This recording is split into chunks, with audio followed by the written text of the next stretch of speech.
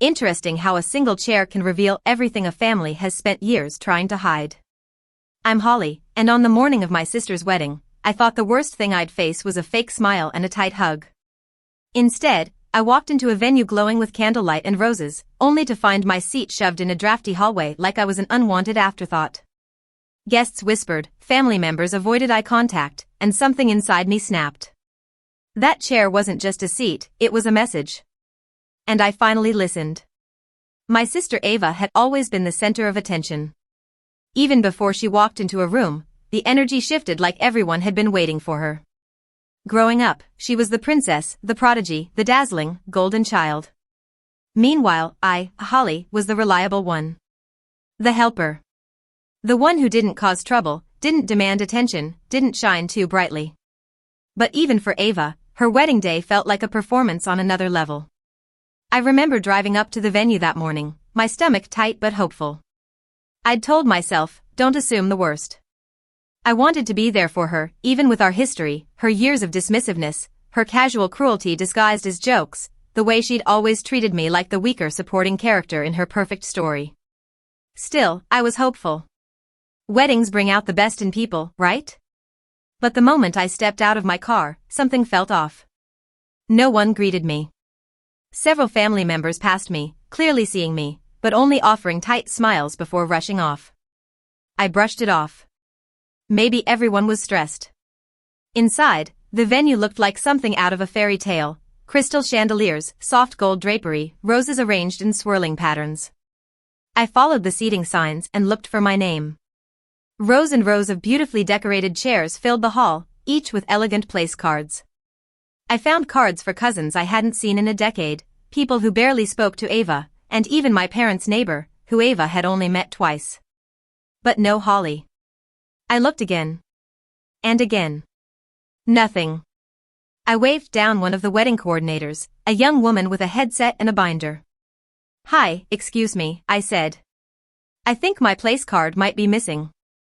Her face shifted, not with confusion, but with recognition. Oh, she said softly. You're Holly. A strange cold feeling slid down my spine. Yes? She hesitated, then gestured with a sympathetic tilt of her head. Your seat is, right this way. She walked past the glowing hall, out through the side door, and into a narrow hallway that smelled faintly of cleaning supplies and cold air from the back exit. And then she pointed. To a single, lonely chair. No flowers. No name card. Just a chair pushed against the wall across from a stack of folded linens.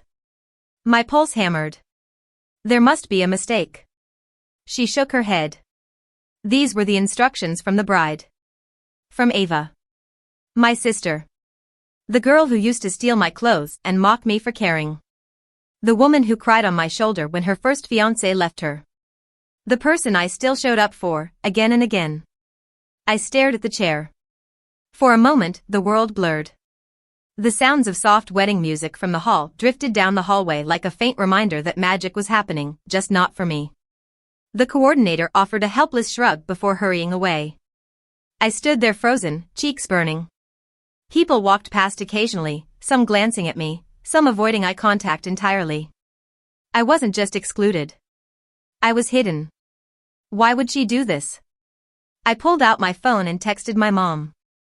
Where is my seat? They put me in a hallway? Mom, Holly, don't start. It's just for overflow. Overflow. Like I was extra. Like I wasn't part of the family. A wave of humiliation washed over me. I'd arrived early. I'd followed instructions. I'd been nothing but supportive. And this was my reward, being tucked away like something embarrassing. I sank onto the chair, hands shaking. I could hear Ava's laughter drifting from inside the hall, warm, glowing, celebrated. And here I was. Alone. As guests took their seats, the hallway grew colder, the isolation sharper. Something inside me, something I'd kept quiet for years, finally cracked. I whispered to myself, barely audible. Not again. Not anymore. And in that moment, I decided. I wasn't staying. I didn't leave right away. I wish I could say I stood up dramatically, stormed out, heels clicking like I owned the world. But the truth is, I sat frozen for a long minute. Hurt has a way of cementing you in place before it frees you. My fingers trembled in my lap, and my eyes stung with that familiar mixture of embarrassment and disbelief. But then someone walked by. One of Ava's bridesmaids, Lily. She slowed when she saw me. She blinked, confused, and then her face flooded with pity. "Oh. Holly," she said quietly. "I didn't realize they put you here." That was the moment. The moment humiliation turned into clarity. The moment pain hardened into resolve. I stood up. If this was my assigned place, then I wasn't staying. I straightened my dress, inhaled deeply, and started walking toward the exit. My heels echoed down the hallway, each step steadier than the last. As soon as I pushed open the door and felt the crisp air against my skin, something inside me loosened. I didn't look back. I got into my car, turned the ignition, and let the silence wash over me. No music. No voice. Just breathing. The wedding ceremony was starting in 5 minutes. Guests were settling into their beautiful seats, unaware that the bride's sister, her only sister, had been shoved into the hallway like she didn't matter. I put the car in drive. And left. For a moment, I felt weightless. But then my phone buzzed. Again. And again. "Mom, where are you?" "Mom, they're about to start." "Mom, don't embarrass your sister. Come back." Embarrass? I laughed bitterly. Me, ask Ava where she put me. No reply. I drove to a nearby cafe, ordered a tea, and sat by the window. My phone lay face down on the table, vibrating non-stop. I ignored it. 20 minutes passed. Then an hour. I took a slow sip of tea, staring out at the soft drizzle gathering on the sidewalk. Peace. I finally felt a sliver of peace. But peace never lasts long in toxic families.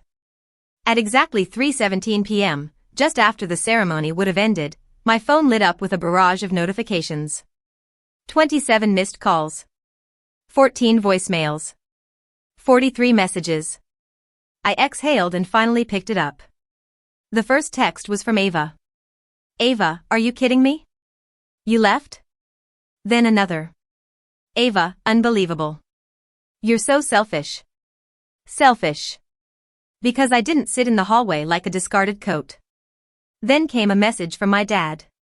"Dad, you owe your sister an apology. She had a lot to organize. Not everything is about you." My jaw tightened. Not everything is about me. As if anything ever was. My mother, of course, had written a novel-length message. "Mom, everyone noticed you were gone. The photographers were asking. The groomsmen were confused. Your sister is deeply hurt that you chose today to be dramatic. This was her special day. Her special day. Not my seat. Not my dignity. Not my feelings." Then, the final message. "Mom, come to the reception. Make this right." There it was. The expectation I'd lived under my whole life. Fix things you didn't break. Apologize for wounds you didn't cause. Make yourself smaller so others can shine. I put my phone down, staring at the rain streaking down the cafe window. I felt a pull in my chest, a small, childlike hope that maybe someone would text something different. Something like, "Holly, what they did was wrong. Are you okay? You deserved better." But no one did. Not one message defended me. And in that moment, my choice crystallized. I wasn't going back. I stood, tossed a few bills on the table, and walked out of the cafe with a steadiness I hadn't felt in years. But the day wasn't done with me yet. The storm was only beginning. As I walked toward my car, the rain coming down harder now, my phone buzzed again. A different name this time. Lily. "Lily, hey, you didn't hear this from me. But your mom told everyone you wandered off because you were overwhelmed. They're making it sound like you're fragile or unstable. Just thought you should know." My throat tightened. Unstable. Overwhelmed. The family's favorite narrative for me when they didn't want to look at their behavior. I typed slowly. "Me, thanks for telling me." I sat in my car for a moment, gripping the steering wheel. My family wasn't just covering for Ava. They were rewriting the story entirely, turning me into the problem. And with that realization, another truth hit me: this wasn't about a chair. It had never been about a chair. It was about the place they'd always chosen for me. Invisible. Convenient. Secondary. The hallway seat was just the first time they'd placed it in the open. I turned on my headlights and drove off into the thickening rain, unaware of the chaos I had just caused back at the venue, and completely unprepared for the explosion waiting for me when I got home. When I pulled into my driveway, the rain had softened to a mist, but the tension in the air felt heavier than any storm cloud. My porch light flicked on automatically as I walked up the steps, still replaying the texts, still feeling the sting of being rewritten into the villain of a story I didn't script. I wasn't inside more than 3 minutes before the pounding started. Not knocking. Pounding. I froze in the hallway, chest tightening. Only one person in my family knocked like the police when they were angry: my mother. I opened the door slowly. She barged in without waiting for permission, her hair damp and sticking to her forehead, her lipstick smudged from hours of crying or yelling, or both. She looked me up and down, eyes blazing. "Holly. What was that?" I didn't answer right away. I walked past her into the living room, dripping umbrella in hand. "Mom, I'm not doing this." "Oh, you are," she snapped. "Do you have any idea what you put your sister through?" I turned to her, heart pounding with equal parts anger and disbelief. "Do you have any idea what she put me through?" My mother scoffed, waving her hand like my words were gnats she could swat away. "Don't be dramatic. It was just a seat. You made a spectacle by leaving." I stared at her. "A hallway isn't a seat, Mom. It's a message. A message that I don't belong. A message she intentionally sent." She crossed her arms. "You're exaggerating." "No," I said, voice shaking with restrained fury. "I'm finally seeing things clearly." Before she could reply, another car door slammed outside. Then voices. Loud ones. Mom turned toward the window. "Oh, great," she muttered. The door burst open again, this time without even the courtesy of a knock. Ava stormed in, still in her wedding makeup, veil gone, hair frizzy from the rain, mascara streaking down her cheeks. She looked like someone who'd run across the parking lot mid-breakdown, and based on the rage in her eyes, she probably had. Behind her was Dad, breathing heavily, face crimson, tie crooked. I stepped back instinctively. Ava pointed at me like she was accusing me in a courtroom. "You ruined my wedding." I blinked. "By leaving the hallway? That's what ruined it?" "Yes," she screamed. "When you weren't in your seat." "What seat?" I cut in sharply. "The hallway? Next to the mop bucket? That seat?" She threw up her hands. "I had to put someone there." "Really?" I said. "And it had to be me? Your only sister?" Ava didn't hesitate. "Yes. Because you always make things about you. You always have to be special, don't you?" I laughed. I actually laughed out loud, because the absurdity was overwhelming. Me? Special? You shoved me out of the room and I'm the one trying to be special? She stomped closer, inches from my face. "You embarrassed me. Everyone was asking where you were. The photographer asked for sibling photos? And what did you tell him?" I demanded. "That I wandered off? That I was overwhelmed?"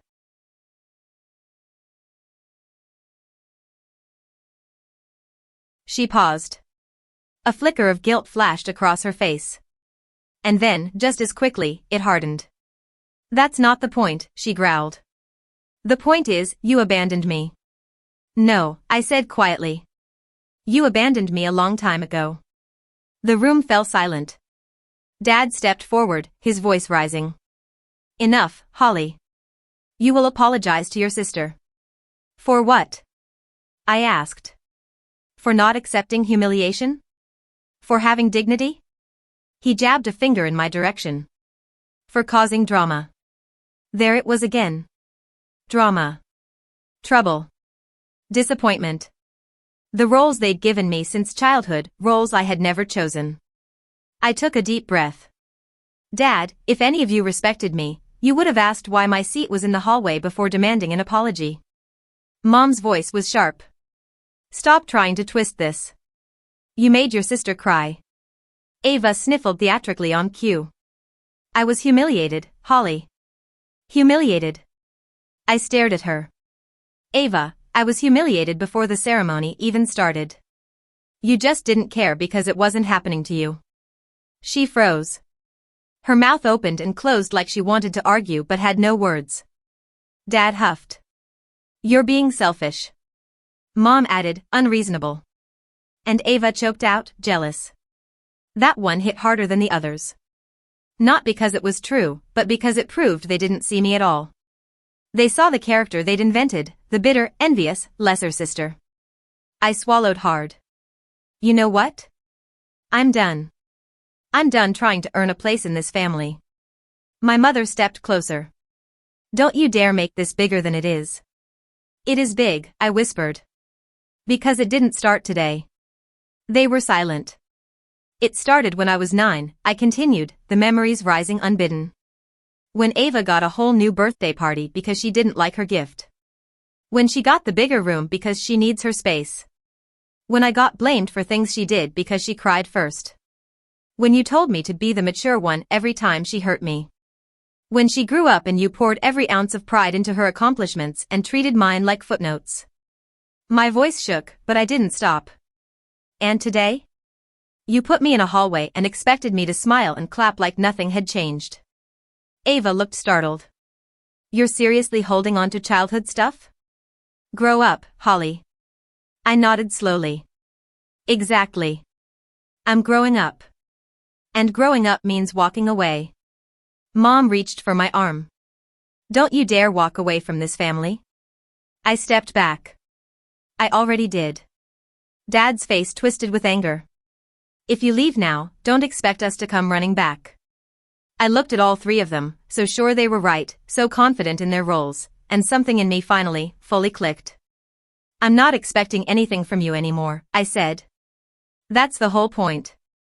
I walked to the front door, opened it, and held it wide. If you're here to yell at me, you can leave. I'm not playing the scapegoat anymore. For the first time all day, they were speechless. And I, shaking, breath unsteady, felt something powerful unfurl in my chest. Freedom.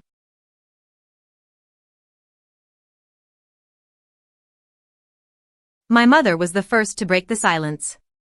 She stepped forward, her expression shifting from fury to something softer, something almost strategic.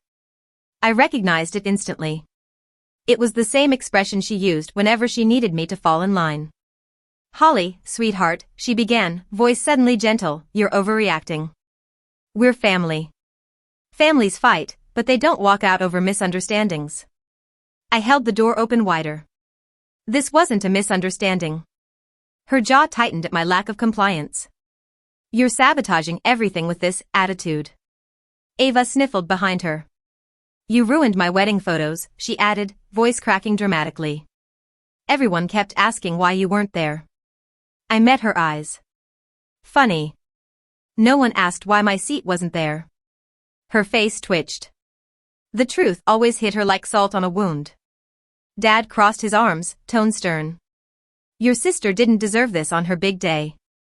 And I didn't deserve to be treated like an inconvenience, I replied. But that wasn't a concern for any of you. Ava launched into another tirade. Oh my God, Holly, it was just a chair.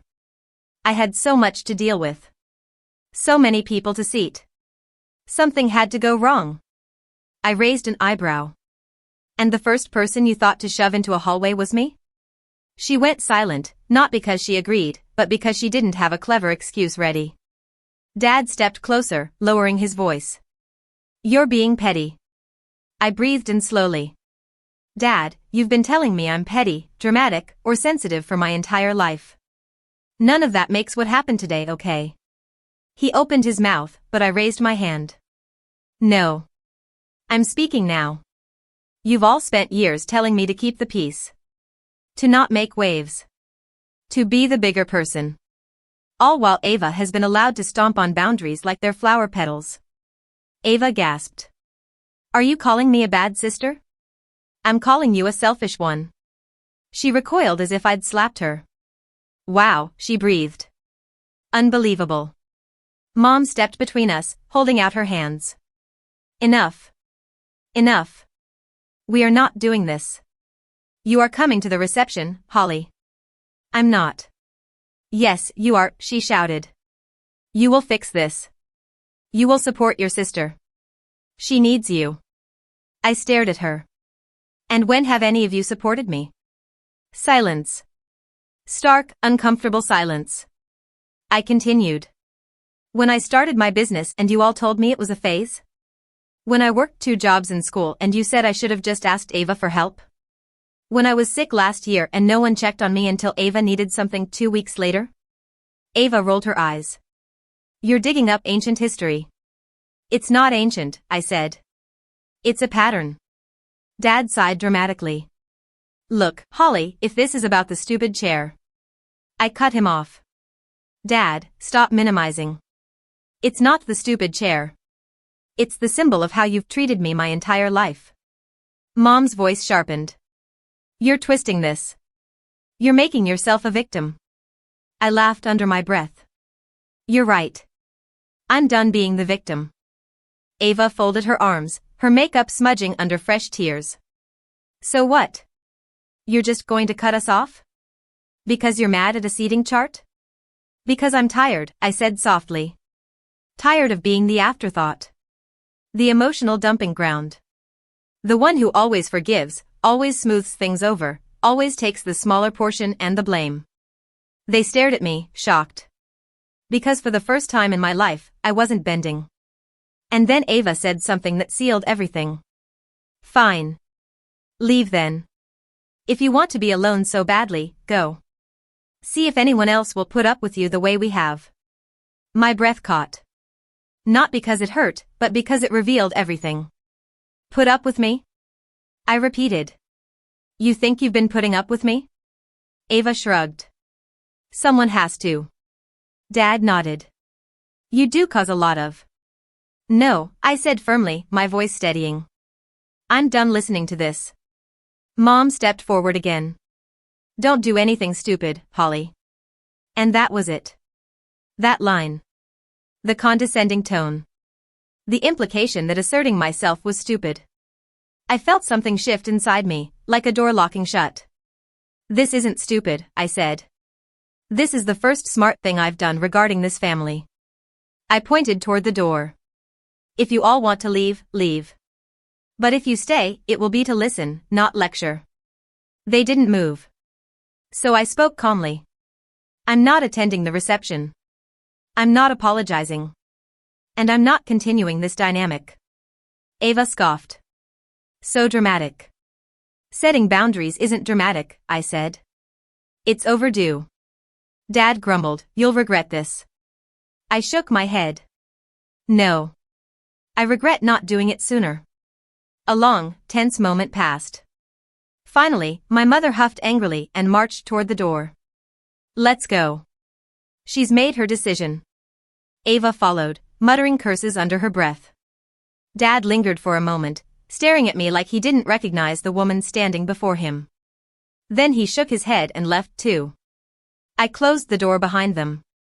And the silence that filled my house wasn't loneliness. It was relief. Pure, clean, quiet relief. I leaned against the wood, exhaling a breath I felt like I'd been holding for years. I didn't know what would happen next. But I knew one thing for sure. Today wasn't the end. It was the beginning. When I stepped into the reception hall again, the music was louder, the lights brighter, and the laughter sharper. It felt like everyone else was living inside a warm bubble while I stood outside in the cold, watching through glass. I found an empty spot near the exit, not really a seat, just a sliver of wall near a stack of folded chairs. At this point, the humiliation didn't even burn anymore. It just sat there. Heavy. Familiar. Then I saw it.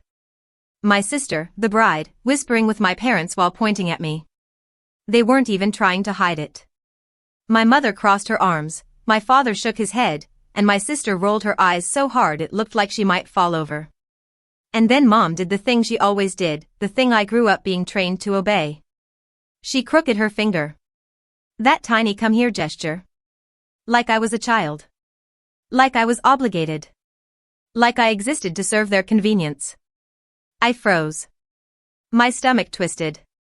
Every instinct screamed to obey, and every scar from the past told me not to. My sister looked annoyed that I hadn't moved yet. She marched toward me, dress lifted in one hand, irritation all over her face. The guests watched her approach, sensing drama. "Why are you standing again?" she hissed. "You're ruining the photos. At least look useful." Useful. The word hit me like a slap. Useful, like I'm not family. Useful, like a tool. Useful, like I should be grateful to even stand in the hallway. I finally spoke, my voice low but steady. "I'm not here to be useful." My sister blinked in confusion. Then I added. "Or invisible." Her face twisted. "Oh God, are you doing this now? Don't make a scene. You always do this, playing the victim. This day is not about you." I almost laughed. Because that was the moment I realized something. It had never, ever been about me. Not in childhood. Not at holidays. Not at birthdays. Not even at my graduation. It was always about them. Their image. Their convenience. Their comfort. And that's when everything inside me snapped into place. "I'm done," I said quietly. My sister frowned. "Done with what?"